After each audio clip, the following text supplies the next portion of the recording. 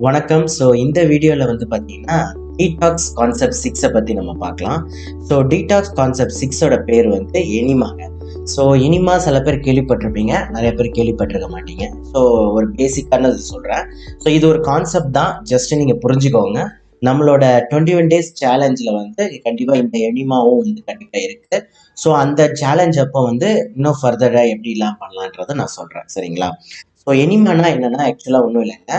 நம்மளோட வயிறு இருக்கு இல்லையா, குடல் பகுதி, அந்த குடல் பகுதியோட அடிப்பாகத்தை, அதாவது வெளியில வர அந்த மலம் வெளியில வருது இல்லையா, அந்த அடியில ஒரு ஒரு ஒரு 2-3 இன்ச்சு, ஓகேங்களா?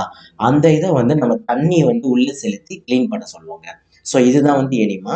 இந்த தண்ணி உள்ள போகும்போது என்ன ஆகும்னா, நாள்பட்டு அடைச்சிட்டு இருக்கிற அந்த அழுக்குகள், தேக்கம் வந்து எல்லாமே கொஞ்சம் கொஞ்சமா அது வந்து வெளியில வந்துடும். அப்படி வெளியில வரும்போது உங்களோட குடல் வந்து கொஞ்சம் வந்து சுத்தமாகி கொஞ்சம் ஃப்ரீ ஆகும். சரிங்களா? நாள்பட்ட வருடக்கணக்கா சேர்த்துட்டு இருக்க கழிவு எல்லாமே வந்து வெளியில வருங்க. இதுல நிறைய பேர் பயப்படுவாங்க, இனிமான கஷ்டமா இல்லையான்ட்டு. பட் அப்படிலாம் இல்லை. நீங்க ஒரு வாட்டி செஞ்சு பார்த்தீங்கன்னா கண்டிப்பா ரொம்பவே வந்து அது ஈஸி. இவ்வளவுதானான்ற மாதிரி தான் இருக்கும், ஈஸியா இருக்கும். இது என்னன்றதை நான் சொல்றேன். எனிமானா ஒன்றும் இல்லைங்க. ஒரு சின்னதா ஒரு கப், இதை வந்து நான் அந்த கிஃப்ட் தரேன்னு சொன்னேன் இல்லையா, 3 days கோர்ஸ் முடித்த உடனே அந்த கிஃப்ட்லேயே நான் உங்களுக்கு இந்த கிட்டை கொடுத்துருவேன். இந்த கிட்ல வந்து பார்த்தீங்கன்னா ஜஸ்ட் வந்து நீங்க தண்ணி ஃபில் பண்ணிக்கணும். தண்ணி வந்து ஒரு 300 ml வரைக்கும், அதுல எவ்வளவு பிடிக்குதோ, பிளெயின் வாட்டர், உங்களை பாத்ரூம்ல இருக்க நார்மல் தண்ணியே இருக்கணுங்க. சுடு தண்ணி இருக்கக்கூடாது, அப்புறம் வேற எந்த பொருளும் வந்து சேர்க்கக்கூடாது. வெறும் பிளெயினான வாட்டர் சேர்த்துட்டு, அதுக்கப்புறம் ஒரு நாசில் மாதிரி கொடுத்துருப்போம். அந்த நாசில்ல வந்து பாத்தீங்கன்னா மைல்டா வந்து தேங்காய் எண்ணெய் வந்து நீங்க வந்து சேர்த்துக்கலாம். தேங்காய் எண்ணெய் சேர்த்துக்கிட்டீங்கன்னா என்ன ஆகும்னா, கொஞ்சம் வலுவலுன்னு இருக்கும், ஈஸியா நம்ம இன்சர்ட் பண்றது கரெக்டா இருக்கும். அது பண்ணிட்டு இந்த தேங்காய் எண்ணெய் மாதிரி அந்த நாசில ஃபிக்ஸ் பண்ணிட்டீங்க அப்படின்னா, இதை ஏதாவது ஒரு ஹைட்ல வந்து வச்சிடலாம் நீங்க. ஏதாவது ஒரு ஹைட்ல வந்து அதை மாதிரி வச்சுட்டதுக்கு அப்புறமா இதுல நிறைய பொசிஷன் இருக்கு. ஒரு பொசிஷன் இந்த மாதிரி கவுந்து படுத்துட்டு நம்ம வந்து அந்த நாசில நம்மளோட எக்ஸ்ட்ரிட்ரி பாயிண்ட், அதாவது ஆசன வாய்ப்புல வந்து விடணும், சரிங்களா? நம்ம மலம் வெளியில வருது இல்லையா, அந்த ஒரு துவாரத்துல வந்து அதை வந்து இன்சர்ட் பண்ணணும். இதை பண்ணது உடனே என்ன ஆகும்னா, அந்த டப்பால இருக்கிற தண்ணி எல்லாமே கொஞ்சம் கொஞ்சம் கொஞ்சமா நம்ம வயிற்றுக்குள்ள போக ஆரம்பிக்கும். இந்த போட்டோல போட்டிருக்கு பார்த்தீங்களா? இது ஒரு பொசிஷன். குப்புற இருந்து நீங்க கையில பின்னாடி வச்சீங்கன்னா இந்த மாதிரி போகும். இன்னொரு பொசிஷன் வந்து நீங்க உட்கார்ந்து சேர் பொசிஷன் இருக்குங்க. அது எல்லாமே அந்த 21 டேஸ்ல நான் உங்களுக்கு சொல்றேன். இந்த மாதிரி பொசிஷன்ல ஃபர்ஸ்ட் வச்சுட்டு, அந்த டப்பா மட்டும் உங்களை விட ஹைட்ல இருக்கணும். அப்படி இருக்கும்போது இந்த தண்ணீர் வந்து கொஞ்சம் உள்ள போயிட்டு இருக்கும். அதுக்கப்புறம் இந்த நாசிலை எடுத்துட்டு ஒரு 10 நிமிடங்கள் வாக்கிங் மாதிரி போகணும், சரிங்களா? ஸோ இது கொஞ்சம் டைம் எடுக்கிற ப்ராசஸ் தான். பட் ஆனால் இது வந்து ஃப்ரீக்வெண்ட்டாக நீங்கள் பண்ண போகிறது இல்லை, இனிஷியலாக பண்ணுவீங்க. அதை பற்றி நான் சொல்கிறேன். அதனால ரொம்பவே எஃபெக்டிவாக இருக்குங்க. இது பண்ணவங்களுக்கு தான் எனக்கு தெரியும் இதோட பெனிஃபிட். அந்த வயிறை வந்து நீங்கள் வந்து அப்படியே ரவுண்டாக வந்து அப்படியே நம்ம தடவி விட்டுக்கிட்டே இருக்கலாம். ஒரு கிளாக் வைஸ்ல ஒரு 10 வாட்டி, ஆன்டி கிளாக் வைஸ்ல ஒரு 10 வாட்டி. இப்படி பண்ணும்போது கொஞ்சம் நடக்கும்போது ஒரு டைம் என்ன ஆனா உங்களுக்கு அந்த பாத்ரூம் போற சென்சேஷன் இருக்கும். ஏன்னா உள்ள தண்ணி போயிடுச்சுல, வெளியில விட்டுறணும் அப்படின்ட்டு ஒரு 5 to 10 மினிட்ஸ் வந்து நடந்துக்கிட்டே இருந்தா போதும். அதுக்கப்புறம் நீங்க மோஷன் போகும்போது ஃப்ரீயா போயிடும், சரிங்களா? இது வந்து பாத்தீங்கன்னா இம்பார்ட்டன்ட் பாயிண்ட்ஸ்ங்க. எனிமாக்கு என்னென்ன இம்பார்ட்டன்ஸ் பாயிண்ட்ஸ்னு சொல்றேன்.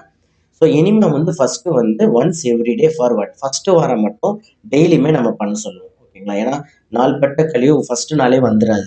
4, 5 நாள், 6 நாள், 7 நாள், சில பேஷண்ட்ஸுக்கு நாங்கள் 3 வீக்ஸ் வரைக்கும் சொல்லுவோம்.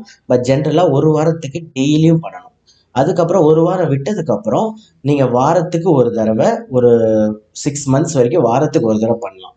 அதுக்கப்புறம் மாசத்துக்கு ஒரு தடவையா அப்படியே கொஞ்சம் கொஞ்சமா கம்மி பண்ணிட்டு வந்துடலாம். ஏன்னா இது ஃபுல்லாவே இருக்கக்கூடாது. ஏன்னா அதை டிபெண்ட் பண்ணி இருந்தோம்னா அப்புறம் நம்மளுக்கு நேச்சுரலா மோஷன் போற தன்மையை வந்து நம்மளுக்கு குறைஞ்சிரும். அதனால முதல் வாரம் டெய்லியுமே இருக்கும். அதுக்கு அடுத்து ஒரு 3 மாதத்துல இருந்து 6 மாதம் வரைக்கும் வாரம் வாரம் ஒரு ஒரு வாட்டி பண்ணலாம். சண்டே சண்டே ஃபார் எக்ஸாம்பிள் பண்ணலாம். 6 மாதத்துக்கு அப்புறம் வந்து மாசத்துக்கு ஒரு தடவை பண்ணா போதும். இதுதான் கணக்கு. அதுக்கப்புறம் ஒருவேளை உங்களுக்கு எப்பயாவது ஃபீவரோ, கோல்டோ, காஃபோ, டயரியாவோ, இந்த மாதிரி ஹெட்டேக், மெயினா ஹெட்டேக்கு, ஸ்டொமக் ஏக் வந்ததுன்னா ஒரு நாளைக்கு 2-3 ஒரு 3 நாளைக்கு கண்டினியூஸா 2 to 3 டைம்ஸ் கூட நீங்க வந்து பண்ணலாம், தப்பு கிடையாது. அது ஒரு 3 நாளைக்கு தான், ஒரு வாரம் ஃபுல்லா பண்ணக்கூடாது. ஒரு 3 நாளைக்கு 2ல இருந்து 3 வாட்டி கூட அப்படி வந்து நீங்க பண்ணலாம். அடுத்து வந்து வெறும் முக்கியமான பாயிண்ட், ரூம் டெம்பரேச்சரான பிளெயின் வாட்டர், சுடு தண்ணி இருக்கக்கூடாது.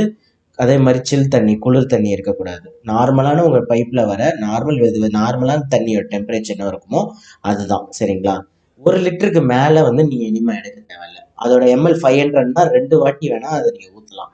இல்லை ஒரு வாட்டி போதுனாலும் ஒரு வாட்டியோட நிப்பாட்டிக்கலாம். ஸோ 1 லிட்டருக்கு மேலே வந்து எடுக்க வேண்டாம். அதுக்கப்புறம் இதை வந்து எப்போவுமே வந்து நீங்கள் நேச்சுரலாக வந்து நீங்கள் வந்து பாத்ரூம் போயிட்டு வந்ததுக்கு அப்புறம் தான் இதை இனிமா பண்ணணும். ஸோ நேச்சுரலாக ஃபஸ்ட்டு மலம் கழிச்சிடணும். அது ஏன்னா எப்படினாலும் நம்ம நார்மலாக பண்ணும்போது ஒரு 30% 40% டெய்லி மலமாக கழிக்கிறீங்க. மிச்சம் அது வந்து உள்ளே தான் இருக்குது. அது கொஞ்சம் கொஞ்சமாக இருந்து அடுத்த நாள்ன்ற மாதிரி வந்துக்கிட்டே இருக்கும் வெளியில். அப்போது தாராளமாக நீங்கள் வந்து ஃபஸ்ட்டு நீங்கள் பாத்ரூம் போய் முடிச்சதுக்கு அப்புறமா இதை நீங்கள் பண்ணணும். பெஸ்ட் டைம் பார்த்தீங்கன்னா மார்னிங் தாங்க. காலையில் ஒரு 6 மணிக்கு மோஷன் போயிட்டு ஒரு 6:30 7 மணிக்கு இதை நீங்கள் பண்ணீங்கன்னா நல்லா ரிலாக்ஸாக இருக்கும். செகண்ட் பெஸ்ட் டைம் என்னென்னா, நீங்கள் லீவில் இருக்கீங்க என்னைக்கா பண்ணணும் நடுவில் பண்ணணும்னு நினச்சிங்கன்னா, சாப்பிட்டு 3 மணி நேரம் கழித்து தான் இதை பண்ணணும். எப்படி சாப்பிட்டு 3 மணி நேரம் கழித்து தான் வந்து இந்த எனிமா வந்து நீங்கள் வந்து பண்ணணுங்க. ஸோ மெயினான காஷன், இது முக்கியமான விஷயம் வந்து 10 வயசுக்கு கீழே இருக்கிற குழந்தைகள் இதை பண்ணவே வேண்டாம். நீங்கள் உங்கள் குழந்தை வளர்ந்து பண்ண முடியும்னா ஓகே, இல்லைன்னா ஒரு 18 வயசுல இருந்து கூட நீங்கள் பண்ண ஆரம்பிக்கலாம். குழந்தைங்களுக்கு நீங்கள் வாரத்துக்கு ஒரு தடவை இல்லை மாதத்துக்கு ஒரு தடவை கூட பண்ண வைக்கலாம். ஸோ அடுத்து ப்ரெக்னென்ட் உமனோ கண்டிப்பாக பண்ணக்கூடாது. ஏன்னா ப்ரெக்னென்சி முடிகிற வரைக்கும் கண்டிப்பாக பண்ணக்கூடாது. அதுக்கப்புறம் இந்த பைல்ஸ் பிரச்சனை இருக்கிறவங்க, இரிட்டேஷன் ரொம்ப இருக்கிறவங்க, மூச்சு பொறுத்த ரொம்ப இரிட்டேஷன் இல்லை அலர்ஜி இல்லை பைல்ஸ் அந்த மாதிரி இருக்கிறவங்க இதை பண்ண வேண்டாம். ஏன்னா நீங்கள் இந்த இன்சர்ட் பண்ணும்போது இன்னும் அது ஒரு வலி ஏதாவது இருந்தால் வலி இருக்கும். நார்மலாக பண்ணும்போது வலி எதுவுமே இருக்காதுங்க. நீங்கள் தேங்காய் எண்ணெய் அந்த நாபில் வந்து போட்டுட்டு நீங்கள் வந்து அதை வந்து யூஸ் பண்ணலாம். ஸோ இதுதான் வந்து ப்ரொசீஜர். அதுக்கப்புறம் மறக்காமல் பண்ண வேண்டிய விஷயம், எதுவுமே கலக்கக்கூடாதுங்க. சோப்போ கெமிக்கலோ, சில பேர் கெமிக்கல் சொல்லுவாங்க, எனிமா கிட்டுன்னு பவுடர்னு விற்பாங்க, அது எதுவுமே வேண்டாம். காஃபியோ, சில பேர் காஃபி பவுடர் போட சொல்லுவாங்க, சில பேர் லெமன், இது மாதிரி எதுவுமே பண்ண வேணாங்க. வெறும் பிளெயின் வாட்டர் தான் வந்து இருக்கணுங்க. ஸோ இதுதான் வந்து எனிமோட பேசிக் இது. ஸோ இதை வந்து நீங்கள் 21 டேஸ் சேலஞ்சில் வந்து இதை பற்றி நான் வந்து சொல்லுவேன். மேலும் டவுட்ஸ் எல்லாமே நீங்கள் வந்து அப்போ வந்து கேட்கலாம், ஓகேங்களா? ஸோ எனிமா வந்து ரொம்பவே சூப்பரான ஒரு நேச்சுரோபதி ட்ரீட்மெண்ட்டு. பேசிக்காக நம்மளோட தண்ணி வச்சு நம்ம அது வந்து வயிறு ஃபுல்லாக போயிடும். நிறைய பேர் குடல் ஃபுல்லாக போகுமா அப்படிங்கிறதுலாம் கிடையாது. நம்ம குடலுக்கு ஒரு 5% வந்து, அதாவது ஒரு கை இந்த அங்குல அளவு வேணால் உள்ள தண்ணி போயிட்டு, ஏன்னா அந்த கீழே அந்த மலம் வெளியில் வர இடம் இருக்கு இல்லையா?